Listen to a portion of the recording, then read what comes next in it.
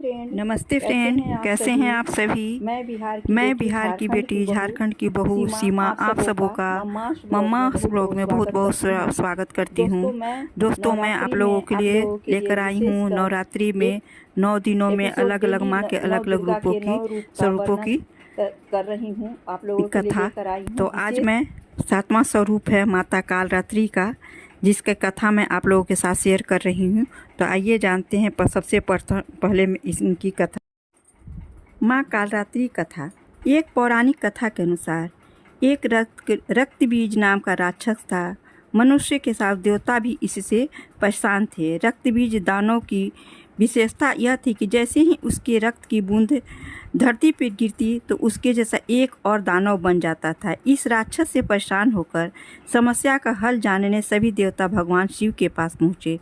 भगवान शिव को ज्ञात था कि इस दानव का अंत माता पार्वती कर सकती हैं। भगवान शिव ने माता से अनुरोध किया। इसके बाद माँ पार्वती ने समय, शक्ति व तेज से माँ कालरात्रि को उत्पन्न किया। इसके बाद जब माँ दुर्गा ने देखते रक्त बीज का अंत किया और उसके शरीर से निकलने वाली रक्त को माँ कालरात्रि ने जमीन पर गिरने से पहले ही अपने मुख में भर लिया। इस रूप में माँ पार्वती कालरात्रि कहलाई। नवरात्रि के 7वें दिन माँ कालरात्रि का पूजन किया जाता है। इस दिन साधक का मन सहस्रार चक्र में स्थित होता है। ये दुष्टों का संहार करती हैं। इनका रूप देखने में अत्यंत भयंकर है, परंतु ये अपने भक्तों को हमेशा शुभ फल प्रदान करती हैं। इन्हें शुभंकरी भी कहा जाता है। इनका वर्ण काला है। वे 3 नेत्र हैं। माँ के केस खुले हुए हैं और गले में मुंड की माला धारण करती हैं।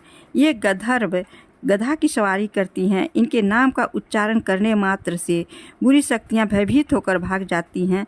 जानते हैं, आज आप लोगों को मैं बता रही हूँ माँ कालरात्रि की कथा, पूजा विधि, मंत्र और प्रिय भोग। कालरात्रि ने रक्त बीज का वध किया था। जब दैत्य शुंभ, निशुंभ और रक्त बीज ने तीनों लोकों में हाहाकार मचा रखा था, तब इससे चिंतित होकर सभी देवी देवता शिव जी के पास गए और उनसे रक्षा की प्रार्थना करने लगे। भगवान शिव ने माता पार्वती से राक्षसों का वध कर अपने भक्तों की रक्षा करने के लिए कहा। शिव जी की बात मानकर माता पार्वती ने दुर्गा रूप धारण किया और शुंभ निशुंभ का वध कर दिया। जब माँ दुर्गा ने दैत्य रक्त बीज को मौत का घाट उतारा तो उसके शरीर से निकलने से लाखों रक्त बीज दैत्य उत्पन्न हो गए। इसे देख दुर्गा ने अपने तेज से कालरात्रि को उत्पन्न किया। इसके बाद जब माँ दुर्गा ने दैत्य रक्त बीज का वध किया और उसके शरीर से निकलने वाले रक्त को माँ कालरात्रि ने जमीन से गिरने से पहले ही मुख में भर लिया। इस तरह सबका गला काटते हुए रक्त बीज का वध कर दिया गया। इसकी कथा मैंने आप लोगों के साथ शेयर किया फ्रेंड्स। अब जानते हैं इनका प्रिय भोग, प्रिय फूल कौन सा है जिसके पर चढ़ाने से माँ कालरात्रि प्रसन्न होती हैं। महासप्तमी के दिन माँ कालरात्रि को गुड़ से बनी चीज़ों जैसे मालपुए का भोग लगाया जाता है। इन चीज़ों का भोग लगाने से माता प्रसन्न होती हैं और सभी मनोकामनाएं पूर्ण होती है। माता को गुड़ से बनी वस्तुएं भोग लगाने का हमारे पौराणिक कथाओं में विधान है, चर्चा है, कथा है। नवरात्रि के सप्तमी तिथि को देवी को खिचड़ी का भोग भी लगाया जाता है। उड़द दाल की खिचड़ी बनाकर उसे घी से छौंका लगाकर देवी को भोग लगाएं। इसके बाद प्रसाद को लोगों में बांट दें। इससे माता की बड़ी कृपा होती है और ग्रहों का प्रतिकूल प्रभाव भी इससे दूर हो जाता है। इसके साथ ही गुड़हल फूल की माला देवी कालरात्रि को बहुत ही प्रिय है। तो सप्तमी तिथि पर पूजा के दौरान लाल गुड़हल फूल का माला स्वीकार करें। इस उपाय से ग्रहों का अशुभ प्रभाव होता है दूर।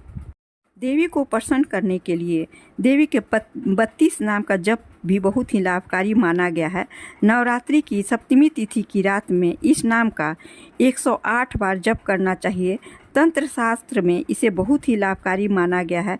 ऐसा करने से मनुष्य की जो भी परेशानी चल रही होती है उससे मुक्ति मिलती है।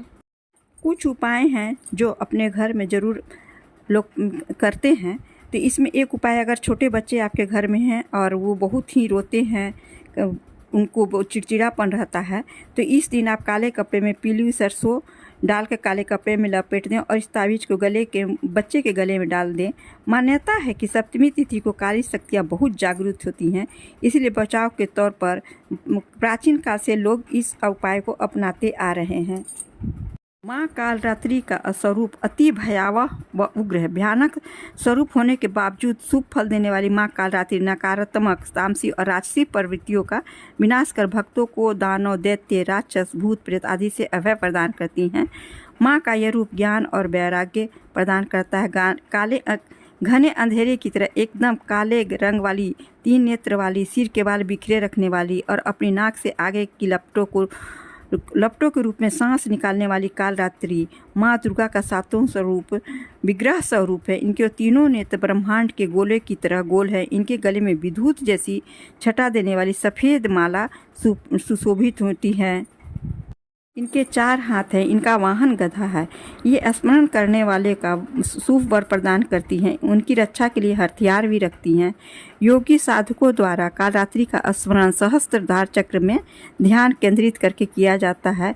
कालरात्रि माँ के 4 हाथों में 2 हाथों में शस्त्र रहते हैं। एक हाथ अभय मुद्रा में तथा एक वर मुद्रा में रहती है। दाहिनी ओर का ऊपर वाला हाथ हंसिया अथवा चंद्रहास खड़ा धारण करती है, जबकि नीचे वाले हाथ में कांटेदार कटार रहती है। माँ का ऊपरी तन लाल रक्तिम वस्त्र से तथा नीचे का आधा भाग बाघ के चमड़े से ढका रहता है। नवरात्रि के 7वें दिन माँ दुर्गा की इस रूप की पूजा अर्चना कर गुड़ का नैवेद्य अर्पित करने से साधक को शोक मुक्त रहने का वरदान प्राप्त होता है। भक्तों के पास दरिद्रता नहीं आती।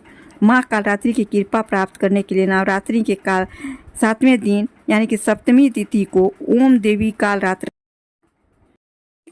की पूजा पाठ के दौरान पेठा का भोग लगाना चाहिए। सप्तमी तिथि को देवी कालरात्रि के लिए पेठे की बलि भी दी जाती है। मान्यता है कि इससे बल और विजय की प्राप्ति होती है। साथ ही अगर किसी कानूनी मामले में कोई फंसा हुआ है तो उसमें भी विजय की प्राप्ति होती है। ऐसी हमारी धार्मिक मान्यता है। दोस्तों, यदि आप लोगों को मेरा ब्लॉग अच्छा लग रहा है तो प्लीज़ लाइक, शेयर और सब्सक्राइब अवश्य कीजिएगा। मिलते हैं एक नई जानकारी, एक नई 8वें स्वरूप के माता के स्वरूप के बारे में जानकारियाँ लेकर। तब तक के लिए धन्यवाद।